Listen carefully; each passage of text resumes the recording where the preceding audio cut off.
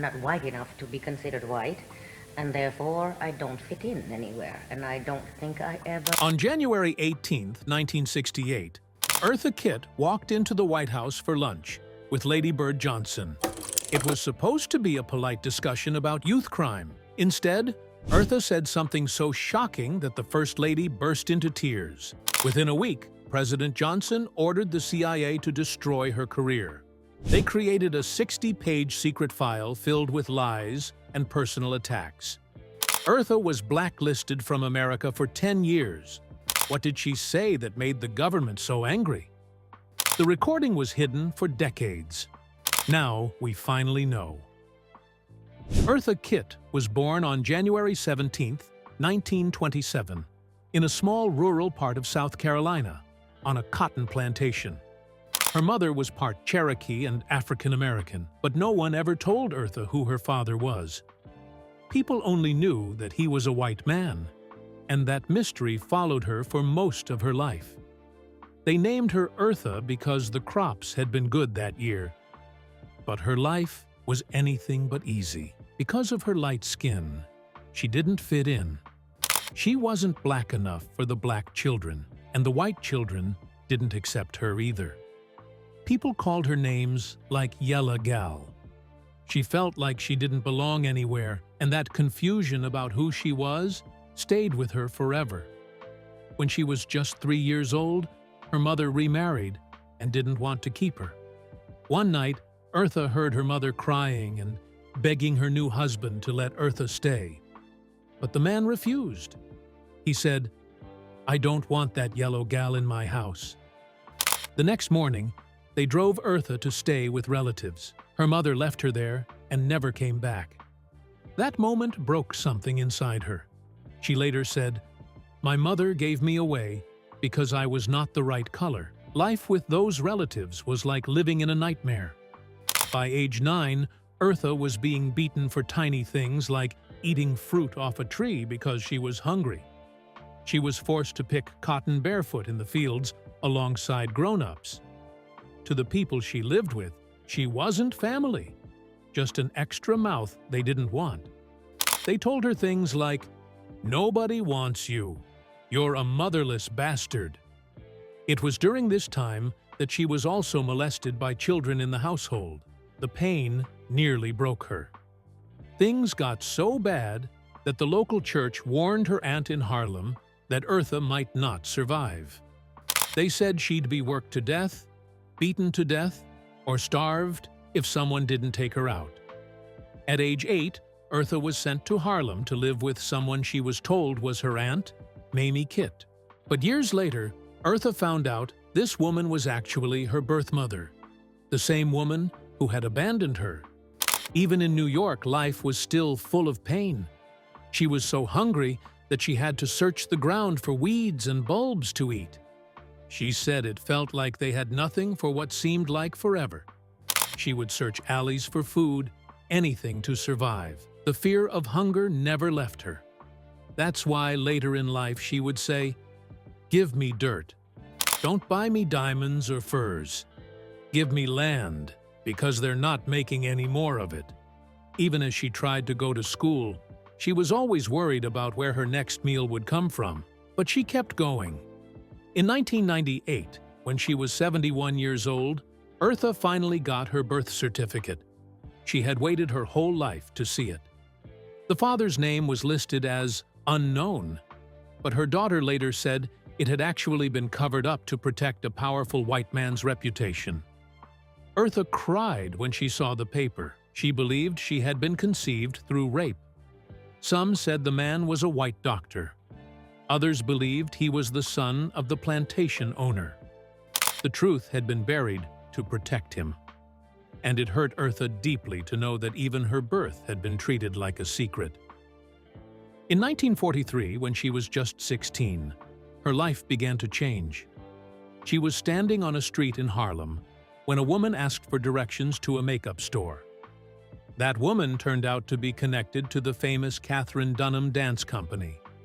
Eartha decided to try out. Even though she had never studied dance before, she passed the audition and won a scholarship. She became the youngest member of the company, touring with them from 1943 to 1948. She learned African and Caribbean dances. For the first time, she was being paid for performing, not just surviving. But even in the dance company, the cruelty didn't stop. Other dancers called her names like Yellow Gal and didn't want to include her. They thought she wasn't black enough to be part of the group. She was left out of parties and conversations. The pain of being rejected by people who looked like her was just as sharp as what she had felt in South Carolina. It made her tough. It made her believe she had to rely on no one but herself. Before her dancing career took off, she worked in a Brooklyn sewing factory during World War II. She was only 15 and was making military uniforms. The conditions were terrible: hot, crowded, dangerous. She spoke up, organizing a small protest to demand better treatment. They fired her immediately. That moment showed her how power worked, and it also showed that she would always speak up, no matter the cost. During her teenage years, she suffered more pain that she rarely talked about. She was sexually assaulted by a family friend in Harlem. It wasn't the first time. She had also been molested by her cousins years earlier. These attacks changed how she saw men forever. On stage, she became known as a seductive performer, but she was always in control. She used her image to protect herself. No man would ever own her again. By the time she was 18 in 1945, Eartha was performing in Harlem nightclubs, like the famous Cotton Club. She taught herself how to speak French, Spanish, and German. Later, she would sing in 11 different languages. Her shows became a place where she could express herself fully. The audiences loved her, and it gave her a glimpse of a future that didn't include hunger or abuse. In 1946, at 19, Eartha toured Europe with the Dunham Company, performing in places like the Théâtre des Champs-Élysées in Paris. The crowd adored her. She began to feel something she hadn't felt before: accepted. She picked up French quickly and developed a style that was unlike anyone else. Her beauty, her voice, and her movements captured the hearts of the audience. The tour lasted until 1948 and made her a standout star. In 1949, she stayed in Paris and performed solo at a nightclub called Carol's. The show ran for 11 months. That's where Orson Welles, the famous director, saw her. He was so amazed by her performance that he offered her the role of Helen of Troy in his stage version of Faust. He called her the most exciting woman in the world. Their professional relationship quickly turned into an affair. Welles was still married to Rita Hayworth at the time, and the scandal caused a stir both in Hollywood and in Europe.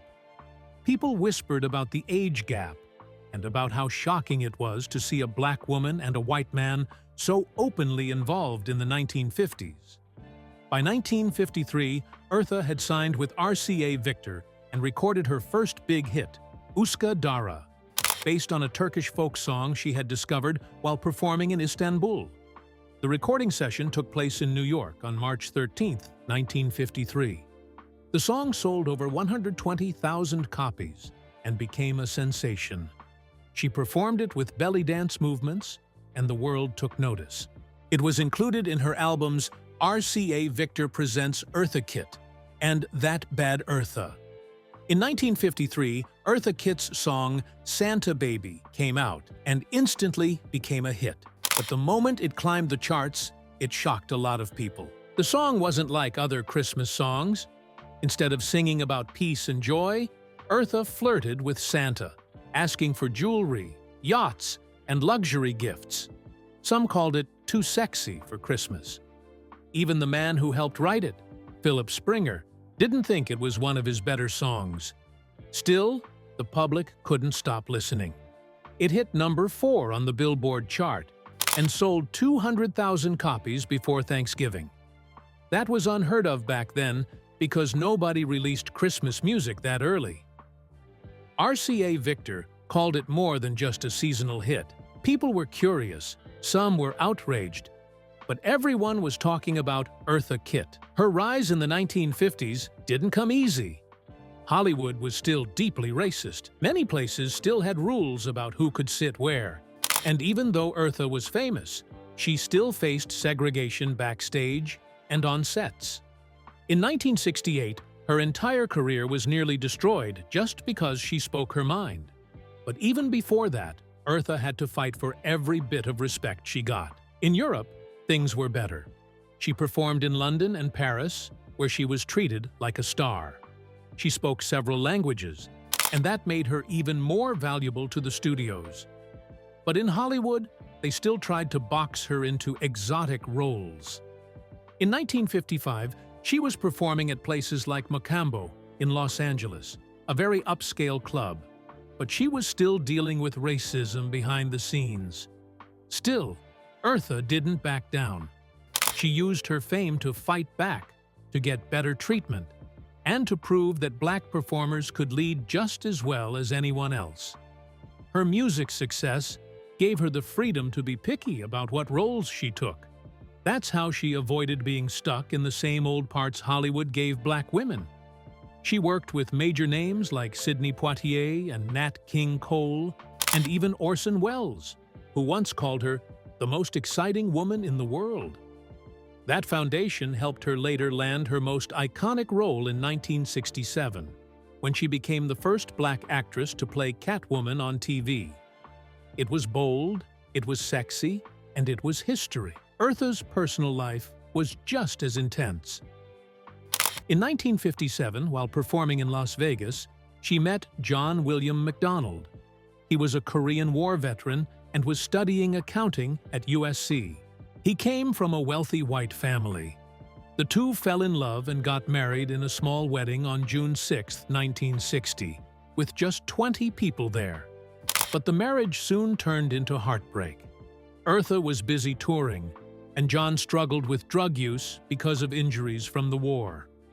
Things got worse, and by 1965, they divorced. The marriage left her feeling embarrassed and hurt, but she stayed strong. A year after they married, on November 26, 1961, Eartha gave birth to their daughter, Kit Shapiro. The baby had light skin and blonde hair, and right away, people began spreading rumors that she wasn't Eartha's real child. Some even claimed she must have been adopted. Eartha didn't let it get to her. She called her daughter a walking United Nation and said she was proud of her. But the racism didn't stop. People often thought Eartha was the nanny. Even decades later, in 2022, her daughter had to fight back against online trolls who questioned her identity. Eartha always defended her, and their bond stayed strong all the way until Eartha died in 2008. In 1965, Eartha released a live album called In Person at the Plaza. It was recorded during a very emotional time, right in the middle of her marriage falling apart. But on stage, she poured all that pain into her voice. She sang in English, French, and even Tagalog. The album became a huge hit in Europe and Asia. She performed for thousands of fans every night, and collectors today still pay over $100 for the original records. By the end of the 1960s, her success had made her a millionaire. Then came 1967, and her moment as Catwoman on the Batman TV show. When she appeared in the December 14th episode, everything changed. Replacing Julie Newmar, she brought a wild, seductive energy to the screen. But because of racial taboos, they removed any romance between Catwoman and Batman. Even with that, Eartha's performance raised viewership by 15%. Still, she was often typecast after that, and rumors swirled that some of her co-stars didn't want to work with her. But Eartha had already made history, and nothing could erase that. Then came the moment that almost ruined everything. On January 18, 1968, Eartha was invited to the White House for a luncheon hosted by Lady Bird Johnson. It was meant to be a calm discussion about youth crime, but Eartha wasn't going to stay quiet.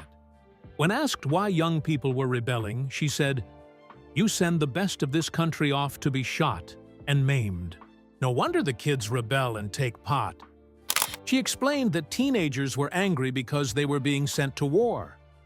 Then she looked directly at the First Lady and added, "And Mrs. Johnson, in case you don't understand the lingo, that's marijuana." Lady Bird burst into tears. The moment made front-page news the very next day. But that wasn't the end. Behind the scenes, the government hit back. Within a week, President Johnson told the CIA to dig up dirt on Eartha. They put together a 60-page secret file filled with lies, gossip, and personal attacks. They called her names, leaked the information to Hollywood insiders, and blacklisted her completely. Eartha was no longer welcome in her own country. Every booking was canceled. She lost around $10 million in work and was forced into exile. In the 1970s, she performed mostly in Europe. She was famous but broke. She had to pawn her jewelry just to pay bills. In 1974, she returned to the U.S. with a concert at Carnegie Hall. It was supposed to be her comeback. But people still hated her for what she said in 1968. Protesters gathered, and the venue got bomb threats. But she stood tall and performed anyway. During these years, Eartha battled deep depression. She felt like she had been erased from her own country. She raised her daughter alone and tried to keep her away from all the hatred. At her lowest point in the mid-1970s, Eartha admitted she thought about ending her life. She said it felt like she was living as two people, the strong, famous Eartha Kitt on stage and the scared, lonely Eartha May in private. But she never gave in. Then, in 1978, something finally changed. Eartha starred in a Broadway musical called Timbuktu. It opened on March 1st at the Mark Hellinger Theater. She played a powerful, seductive queen in a story set in ancient Mali. The show ran for over 220 performances, and Eartha got nominated for a Tony Award. It was her first major American honor in more than a decade. Audiences loved her. Her entrance song, "In the Beginning Woman," became iconic. She toured with the show across the country. After 10 years of being silenced, Eartha Kitt was back. In 1992, Eartha Kitt released a book that shocked everyone. It was called I'm Still Here, Confessions of a Sex Kitten. And it wasn't just any celebrity book. It told the raw, painful truth. She opened up about being born after a suspected rape on a South Carolina plantation. Her mother was just a teenager. Her father was rumored to be the white son of the plantation owner. Eartha spoke about being abused as a child and being taken advantage of in the entertainment world. She also revealed her deep loneliness. Even though the world saw her as a glamorous star, she always felt like Eartha May, the unwanted little girl. The book didn't hold back. It talked about racism, rejection, and the pain of being a black woman in show business. She even explained why she left America for 14 years after the White House incident in 1968.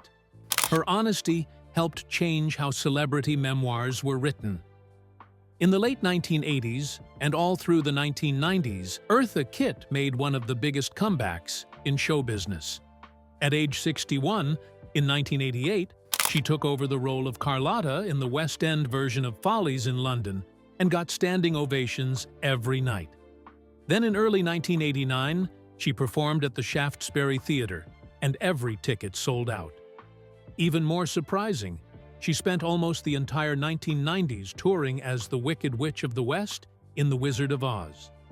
She performed all over America.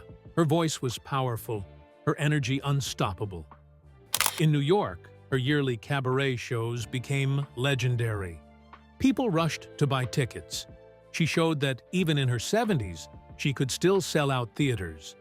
She proved to older entertainers that age didn't mean the end. During this time, she also made clever moves on TV. In 1996, she appeared on The Nanny and joked about her Catwoman past from the 1960s. That same year, she got a Grammy nomination for her album Back in Business. It proved she was still a force.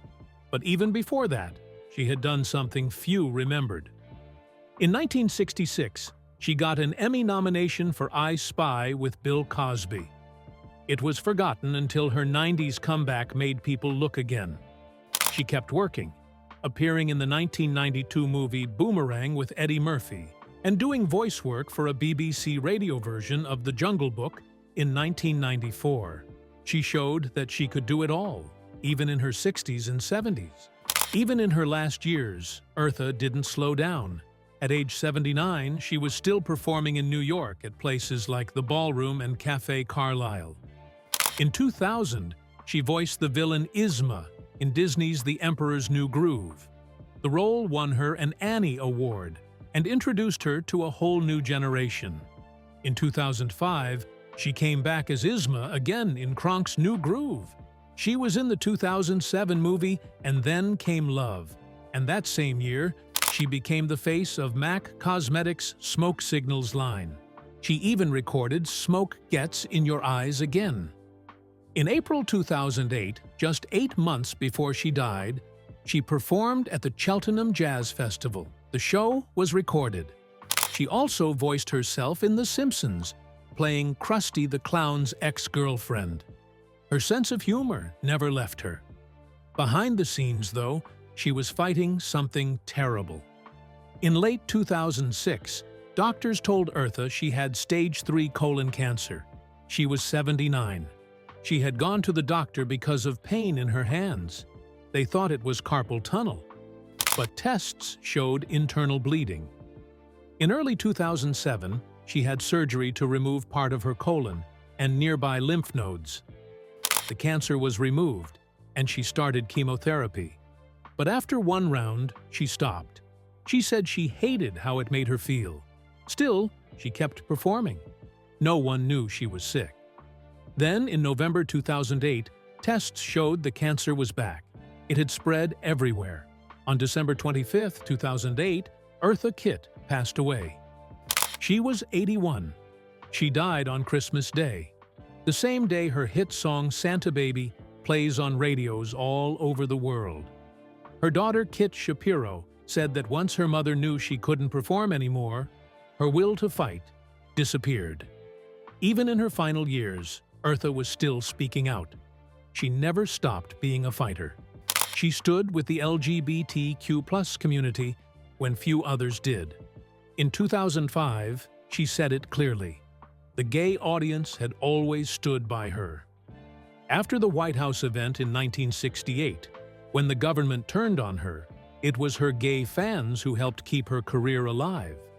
She saw how they were rejected too, and she understood that pain.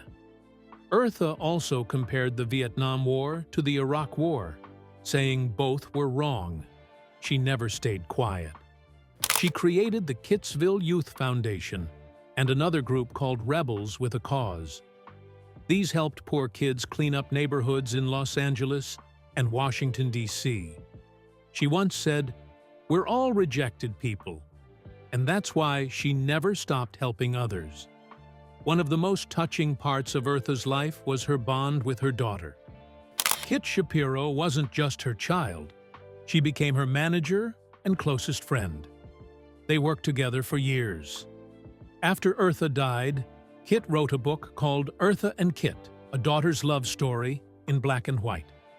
It came out in 2021. The book talked about their travels, their arguments, their laughter, and the strength of their love. They traveled the world together: California, New York, Vienna, South Africa. Kit said she never wanted a job that would take her away from her mother. Today, she still runs Eartha's estate, keeping her mother's legacy alive. Eartha's most famous song, Santa Baby, came out in 1953. She didn't even like it at first. She thought it was silly, but the label asked her to do it, so she did. That song made her a holiday legend. Over the years, artists like Madonna, Ariana Grande, and Taylor Swift covered it. It was played over 100,000 times a year on radio. Her sultry voice and playful tone made it unforgettable. It wasn't just a Christmas song. It was a lesson in how to make a song your own. Music schools still study it today.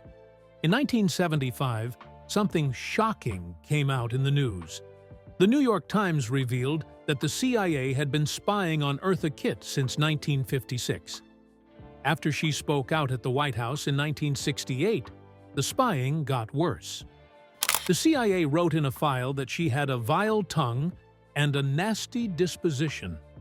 They even gave this gossip to the Secret Service. It destroyed her American career almost overnight. She was blacklisted for 10 years. Eartha later said she wasn't afraid because she had nothing to hide. But it showed how dangerous it was for a black woman to speak the truth in that time. Eartha broke so many barriers. She was one of the first black women to play romantic roles on TV with white actors.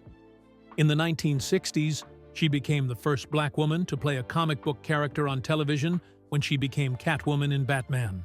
Later in life, she won 3 Daytime Emmy Awards in 2007, 2008, and 2010 for her voice work as Yzma. That 2010 Emmy came after she died. Between 2001 and 2008, she also won 3 Annie Awards. She stood up for LGBTQ rights long before it was common. She once said, "We're all rejected people," and people who felt invisible saw themselves in her.